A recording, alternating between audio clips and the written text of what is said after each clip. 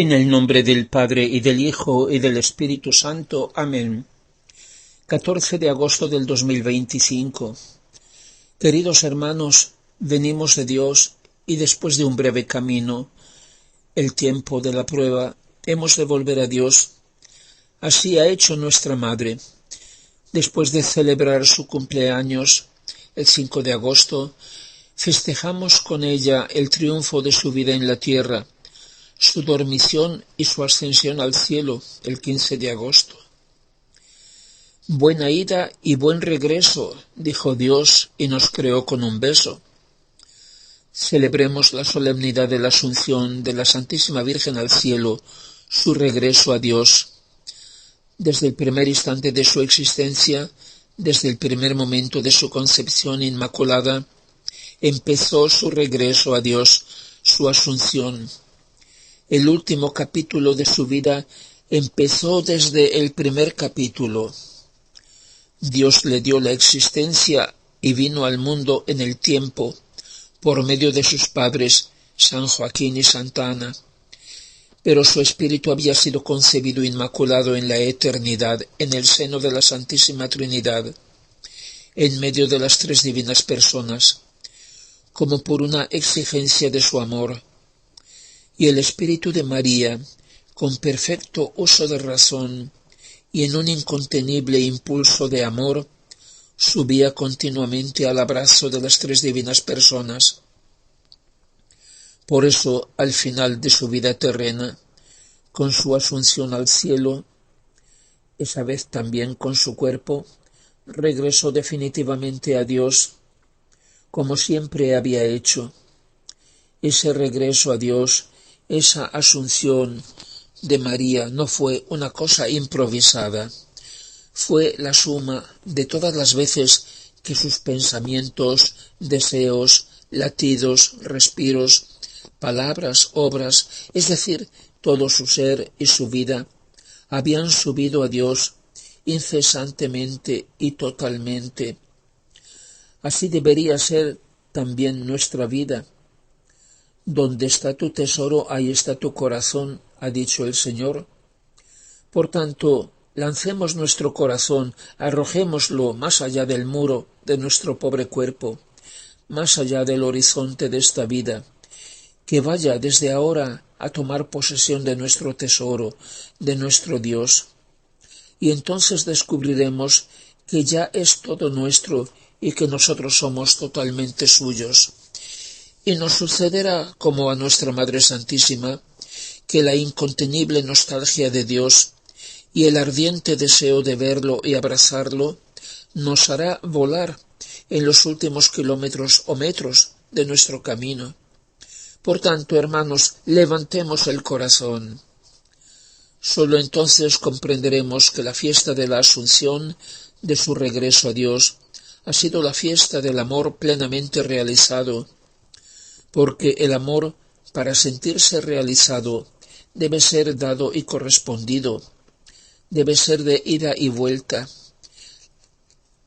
la fiesta del triunfo de la divina voluntad, y lo comprenderemos cuando será también nuestra fiesta, así como comprenderemos esas misteriosas palabras de San Pablo, que dice, y primero resucitarán los muertos en Cristo, y nosotros los vivos, los que quedemos, seremos arrebatados junto con ellos en las nubes, para ir al encuentro del Señor en los aires, y así estaremos siempre con el Señor.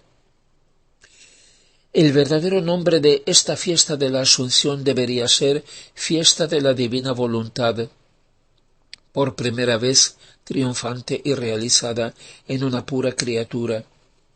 Desde entonces no se ha repetido, en espera de su triunfo. Que la mujer vestida de sol pueda ser acompañada por sus hijos, vestidos también ellos de sol, el sol del querer divino. Un día al final vestidos en nuestro cuerpo, pero desde ahora vestidos de sol en cada acto de la vida. Desde el comienzo de su vida María es la Inmaculada y la llena de gracia. Desde el primer instante de su vida, María hizo triunfar en ella la divina voluntad. y siendo sin mancha de pecado, no heredó ninguna de sus consecuencias, o sea, además de la pérdida de la gracia, la de los dones preternaturales, por lo cual fue inmune de enfermedades, debilidades físicas, achaques, envejecimiento y por último de la muerte. Es en lo que desemboca todo lo demás. No habiendo muerte espiritual en Jesús y en María, no podían ser tocados por el dolor y por la muerte corporal. Pero si experimentaron ambas cosas, fue libremente por motivo de nuestra redención. Como ella dijo en sus apariciones en Tre Fontane en Roma, 3 años antes del dogma de la Asunción, mi cuerpo no podía morir y no murió. No podía marchitarse y no se marchitó por ser inmaculada. En el éxtasis de amor divino fui llevada por Jesús, el Verbo, mi Hijo, y por los ángeles al cielo. Así fui llevada al trono de la misericordia divina. Al final de su vida, no tocada por achaques, vejez o muerte, por el hecho de ser la Inmaculada, enferma de amor irresistible, María se durmió. La dormición, celebrada por los cristianos orientales que conservan esta tradición viva, no es lo mismo que la muerte. ¿Es posible intentar una reflexión teológica? ¿María murió, sí o no? El magisterio de la Iglesia no se pronunció cuando proclamó el dogma de la Asunción de María. ¿Fue verdadera muerte? Recordemos lo que San Pablo dice en la primera carta a los tesalonicenses.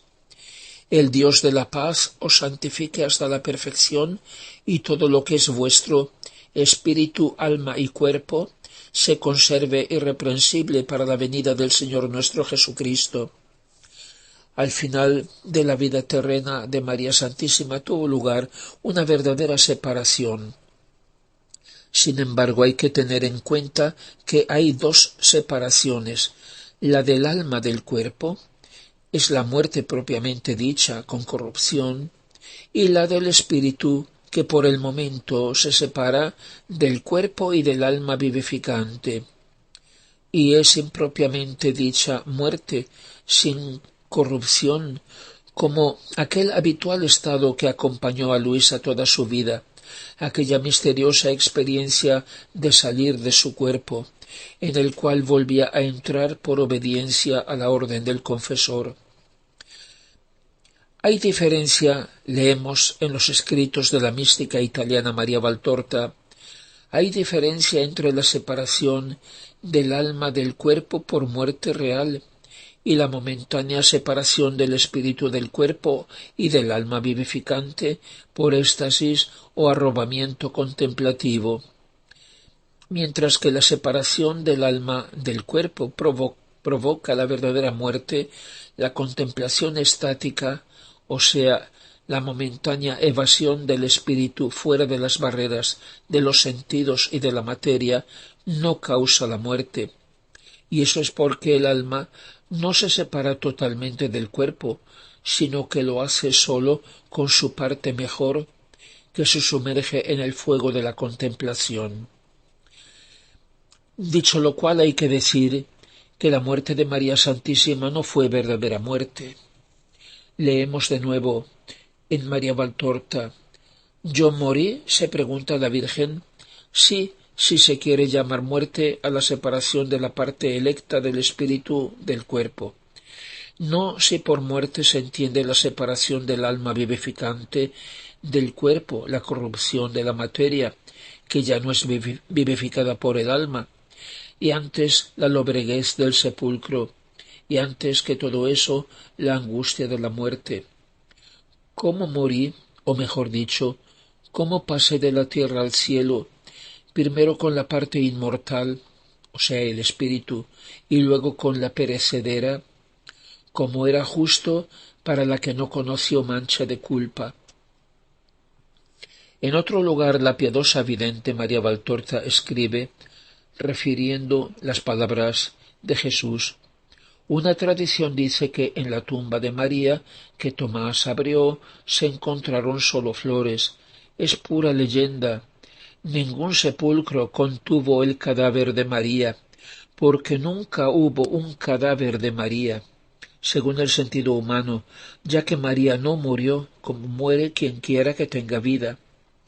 Ella se había separado solamente por decreto divino del Espíritu, y con él mismo que la había precedido se reunió su carne santísima, invirtiendo las leyes habituales por las que el éxtasis termina cuando cesa el arrobamiento, o sea, cuando el espíritu vuelve al estado normal.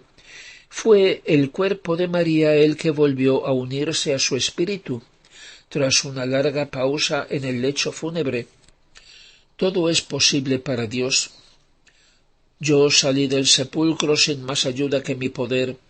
María vino a mí, a Dios, al cielo, sin conocer el sepulcro con su horror de putrefacción y lobreguez. Es uno de los milagros más estupendos de Dios. No único, en verdad, si recordamos a Enoc y Elías, que, amados por el Señor, fueron raptados de la tierra sin conocer la muerte y llevados a otro lugar conocido solo por Dios y por los celestiales habitantes de los cielos. Eran justos, pero siempre nada en comparación con mi madre, inferior en santidad solo a Dios. Por eso no hay reliquias del cuerpo y del sepulcro de María, porque María no tuvo sepulcro y su cuerpo fue llevado al cielo. Por la Sagrada Escritura sabemos que la muerte entró en el mundo como consecuencia del pecado. Si Jesús murió, ofreciendo la vida por su libre voluntad, por motivo de redención, ¿por qué no había de imitarlo María también en eso? Entonces María murió, sí, cuando estaba al pie de la cruz. Hizo totalmente suya la muerte de su Hijo, como había hecho suya toda la vida del Hijo. Y al final de su vida terrena fue tránsito, fue dormición, seguida al tercer día por la asunción en alma y cuerpo glorificado al cielo. Asistamos ahora al maravilloso tránsito de María, como resulta de los relatos de varios místicos y de cálculos precisos a partir de las apariciones marianas. Imaginemos las escenas finales de la vida de la Santísima Virgen. La dormición o tránsito de María tuvo lugar en una casita propiedad de Lázaro en el huerto de los Olivos en Jerusalén.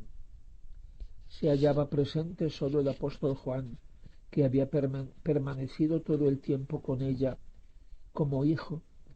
Poco tiempo antes habían vuelto de Éfeso, a donde habían emigrado cuando empezó la primera persecución en Jerusalén.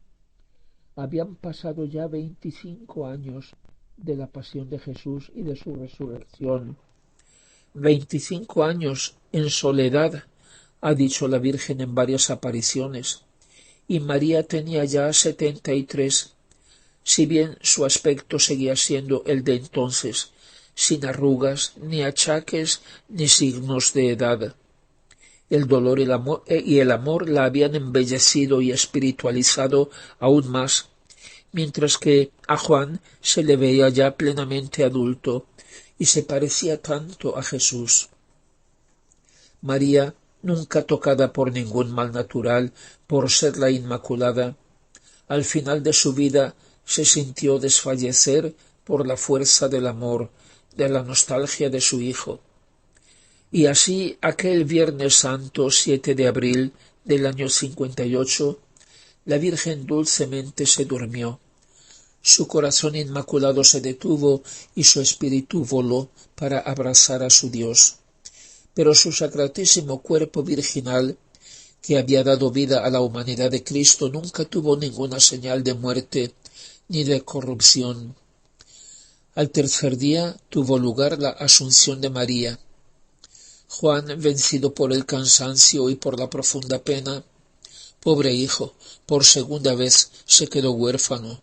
Al lado del lecho fúnebre en que reposaba el cuerpo sin vida de María, que él había cubierto de flores, de pronto se despertó.